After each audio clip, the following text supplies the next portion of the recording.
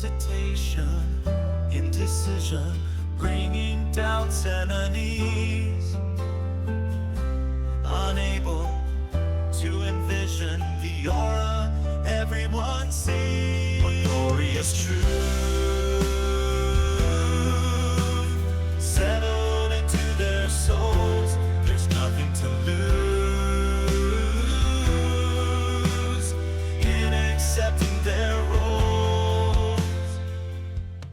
No matter how much I wished to reject Estolia, I could never truly rid myself of the influence of my childhood home and faith. Though I left Estolia at the age of 22, 9 years later I continued to feel the influence and pull of the faith I was taught. What choice did I have, though? There was so much that was wrong with Estolia, I could not remain and be true to myself. If I was not injured in the earthquake, I believe I would have returned with Lydia. Beautiful Lydia. But my injuries made me realize that it was all a sham. I could not live with her as a stunted half-man. This was proof of the insincerity of the promises of deity. I spurned her, and not a single day passed that I did not regret the loss of her sweet presence in my life. No, there is no deity, no promise, only the empty shell of hope, imploding under the weight of reality. Diary of Quincy Lucullus Amador. The feel of a hand on her breast woke her, and she turned over in the bed, her eyes opening and meeting Ezekiel's warm amber-colored eyes. Ezekiel? She questioned sleepily. Hello, Kadarin. He spoke softly. He brushed the orange curls back from her eyes. That was when it occurred to her. He was in her bed. Why are you in bed with me? He smiled a little sadly and said, I have no choice, Kadarin. He ran his hand down her arm, to her back, pulling her closer to him. He was not only in bed with her, but they were both naked. What do you mean, Ezekiel? He closed the gap between them, caressing her lips gently with his, while stroking the sensitive skin of her back. The nibbling kiss was far from threatening, making her want to be closer to him, reminding her of the erotic dreams she experienced every night of her captivity. When you were kidnapped, I was unable to court you and earn your love, and if necessary, seduce you so I might be the man to take your purity.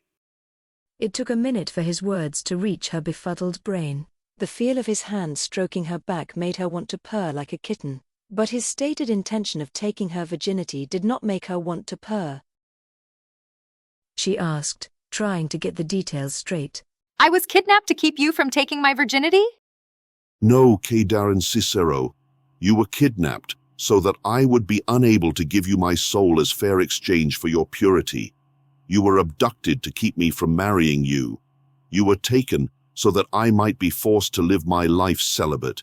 You were stolen so that the most profound blessing of my life, and of yours, might likewise be stolen from us both. He kissed her again and her heartbeat quickened. The warmth of his hand on her face soaked deeply into her heart and warmed it thoroughly. He covered, caressed her breast, arousing her. She pulled back slightly and said, Ezekiel, I'm too tired and confused for riddles. What are your intentions now and in the future?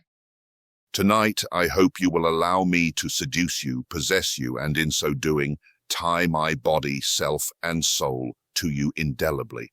His voice was thick with emotion. He had to stop to swallow several times, as if he was suppressing intense emotion. He kissed her again before continuing. In the morning, we will go together to the ceremony room of this temple, where we will proclaim before deity and the king of Estolia that we are pledged to each other for all time. His voice changed slightly, sounding hopeful when he added, So long as you do not reject me tonight or in the morning, we will return here to this seclusion suite for a week together, getting to know one another, and at the end of that time, we will be declared married. Kadarin wanted a husband and children. The ingredients for happiness, in her perspective, always began and ended with having family. Growing up in a succession of foster homes left her feeling alone in the world, and yearning to have a family, to belong. Despite her desire to have a family, she had never been tempted, had never wanted any man.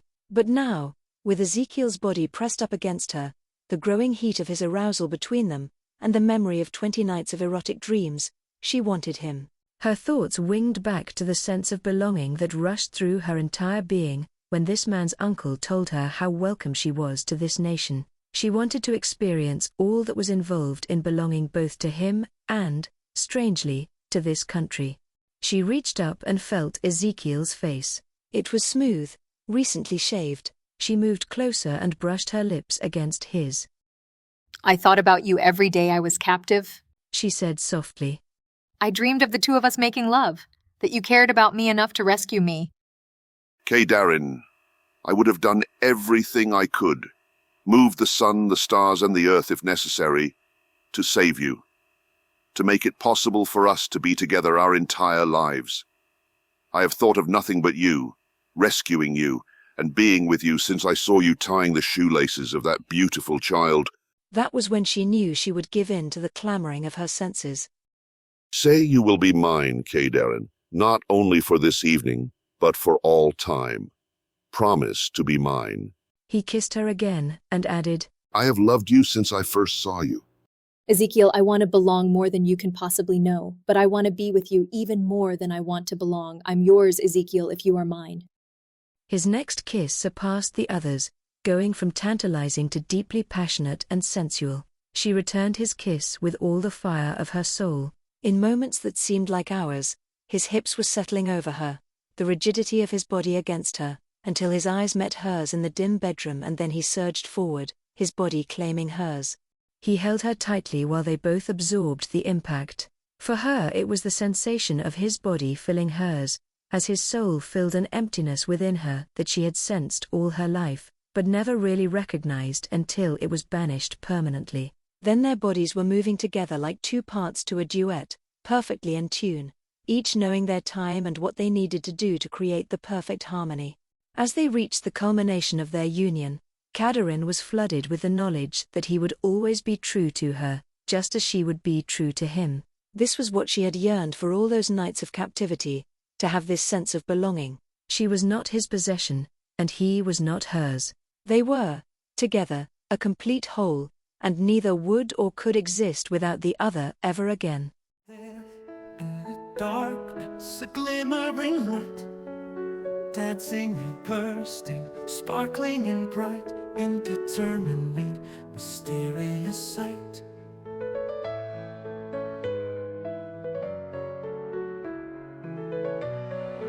Dancing dust notes.